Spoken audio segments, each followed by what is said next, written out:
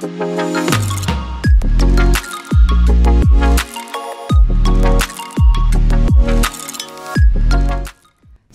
saya sudah sampai di Bursa Efek Indonesia. Saya berkantor di gedung yang sama bertahun-tahun, cuman baru hari ini I am very honored untuk bertemu dengan Pak Fitri Hadi selaku Direktur Bursa Efek Indonesia di lantai bursa. Jadi saya langsung mau ngobrol-ngobrol dengan beliau. Halo Pak Hadi, selamat siang. Terima kasih atas kesempatannya Pak. Pak Hadi, saya langsung ke pertanyaan aja ya Pak, karena saya yakin yang sedang nonton pasti sudah tidak sabar. Pak Hadi, Microsoft percaya bahwa di masa menantang ini, kemampuan kita untuk merespon, merecover, dan mereimagine merupakan journey yang perlu dipersiapkan. Menurut Pak Hadi, dari pengalaman di BEI, bagaimana Pak Hadi melihat digital transformation journey, terutama di masa pandemik ini Pak? Terima kasih. Dengan COVID ini memang dahsyat sekali ya dampaknya. Kalau di bursa, waktu itu kita berpikir harus tetap available di pasar. Bagaimanapun juga layanan kita sangat tergantung dengan teknologi. Tetapi office kita kebetulan belum terhubung ke internet ya. Kita masih mewajibkan karyawan untuk hadir. Sedangkan layanan kita sudah terhubung ke internet. Jadi pada waktu itu tantangan terbesar adalah bagaimana office kita tetap beroperasi. Nah, respons kita mencarikan teknologi yang relevan, yang bisa memindahkan semua aktivitas kantor yang tadinya di lokasi fisik kantor menjadi di rumah masing-masing karyawan. Nah, tantangan terbesar pada waktu itu adalah bagaimana menghubungkan rumah karyawan dengan aplikasi yang ada di kantor. Nah, untuk itu pada waktu itu kita manfaatkan internet, ya. Internet yang kita secure dahulu. Kemudian kita manfaatkan juga aplikasi-aplikasi yang bisa membantu karyawan tetap bekerja, tetap berkoordinasi, kolaborasi satu dengan yang lainnya, agar aktivitas kantor yang biasanya dilakukan secara tatap muka, fisik, itu tidak berkurang. Ya. Pertemuan-pertemuan, meeting-meeting yang tadinya bergantung ke ruang meeting, kehadiran orang-orang, kita pindahkan ke rumah masing-masing dan dari rumah itu terhubung satu dengan lainnya. Jadi respons kita pada waktu itu bagaimana memindahkan aktivitas kantor ke rumah masing-masing. Itu yang pertama. Kemudian yang kedua, layanan kita terutama di perdagangan efek, kemudian layanan kita untuk mengakomodir keterbukaan informasi atau disclosure informasi dari semua perusahaan tercatat sampai ke investor gitu ya. Nah, itu bagaimana kita lakukan. Nah, perdagangan kebetulan dari dulu kita secure ya, back office-nya tidak terhubung ke internet. Kemudian sekuritas kita memang sudah terhubung ke internet, direct connection ke kita. Nah, tantangan kita waktu itu bagaimana menarik jaringan dari tempat yang kita jaga betul ya, jangan sampai ada cyber attack di situ. Kita buka juga ke internet sehingga operator sistem perdagangan kita, core system kita tidak harus datang ke samping servernya gitu ya. Nah, itu kita tarik juga ke internet dan alhamdulillah bisa sukses, kita bisa migrasi juga mereka bekerja dari rumah masing-masing. Dan tentu kita aminin betul ya. Nah, yang lain-lain respons kita ke para perusahaan yang memang wajib mendisclose perusahaan mereka ke investor. Itu kita fasilitasi juga. Mereka kita wajibkan untuk menggunakan aplikasi ya, dari rumahnya masing-masing juga untuk tetap mengupdate hal terbaru yang terjadi di perusahaan masing-masing. Nah, kebetulan sistem kita itu sudah, yang frontnya itu sudah connected ke internet ya. Jadi pada waktu itu respons kita seperti itu. Sehingga kita bisa resilient dengan kondisi yang berubah ya, tidak harus secara fisik datang, dan dengan teknologi tadi alhamdulillah kita bisa tetap available, layanan kita tetap jalan, bahkan kita dapat windfall ya dari situ ya karena kita available itu. Terima kasih Pak Hadi untuk sharingnya mengenai bagaimana BEI merespons situasi saat ini dan melakukan beberapa transformasi-transformasi.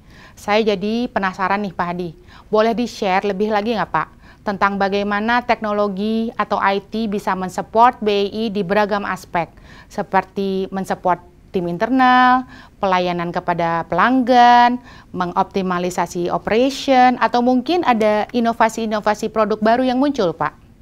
Teknologi digital sekarang sudah memungkinkan ya, aplikasi satu bisa dihubungkan dengan aplikasi lain dengan begitu mudah. Ada internet, ada smartphone, ada cloud, kemudian ada teknologi cloud computing, ya. Ada konsep open API, pertukaran data antar informasi. Itu luar biasa bisa mendorong sinergi kita dalam tumbuh secara anorganik gitu ya. Nah, nanti tidak menutup kemungkinan customer base bursa itu akan dapat dari customer base entitas lain yang sudah punya populasi juga ya, hanya dengan menghubungkan aplikasi mereka dengan aplikasi kita. Jadi kita melihat ke depan ini opportunity yang besar untuk kita lebih luas lagi cakupannya ya. Saya kebetulan mengikuti journey itu, di kami itu ada entitas namanya perusahaan sekuritas ya. Mereka adalah anggota kami. Mereka lah yang berhadapan dengan nasabah secara langsung. Nah, kalau dulu mereka itu mengandalkan para sales atau asisten ya, untuk menghubungi para investor gitu, secara telepon. Kemudian disalin di kertas perintah beli jualnya. Sekarang dengan teknologi peran mereka menjadi tergantikan. Jadi nasabah atau investor sekarang lebih prefer untuk eksekusi sendiri dari smartphone-nya, dari notebook-nya dan lain-lain. Nah, kita melihat ke depan ini akan kita dorong lagi, tentu dengan keamanan-keamanan yang melengkapinya ya. Sehingga setiap orang bisa dengan mudah tinggal klik mau beli mau jual dari smartphone-nya atau dari notebook-nya. Dan itu sampai ke kami. Di sini mungkin saya jelaskan sedikit, bursa itu perannya sebagai pasar lelangnya. Jadi agregat dari beli, jual para investor itu kumpul dulu di sini untuk mencari harga terbaiknya. Nah, jadi kita melihat ke depan seperti itu ya. Ke depan pasar ini akan lebih mudah diakses, lebih luas cakupannya, dan lebih cepat gitu ya layanannya ya. Kalau dulu ya dengan kertas, ya, setelah saya beli, jual, proses settlement-nya, kertas itu harus dipindahkan dari penjual ke pembeli. Jadi kertas itu dikerek-kerek, pindah ke pembeli. Nah, sekarang udah nggak perlu lagi. Begitu klik beli jual, klik lagi pindah kepemilikan dari penjual ke pembeli. Kira-kira itu ya imajinasi yang kita coba akan implementasikan dalam waktu yang tidak terlalu lama ya. Teknologi sudah memungkinkan, kemudian regulator juga sudah lebih melihat ke depan juga ya bahwa itu mungkin. Jadi kita coba maksimalkan journey kita untuk menjadi lebih besar lagi menggunakan teknologi digital. Kira-kira itu yang kita lihat ke depan ya. Wah, menarik sekali informasinya ya Pak. Dan tadi juga saya sudah di-share bagaimana BEI juga menjadi salah satu tulang punggung perekonomian Indonesia.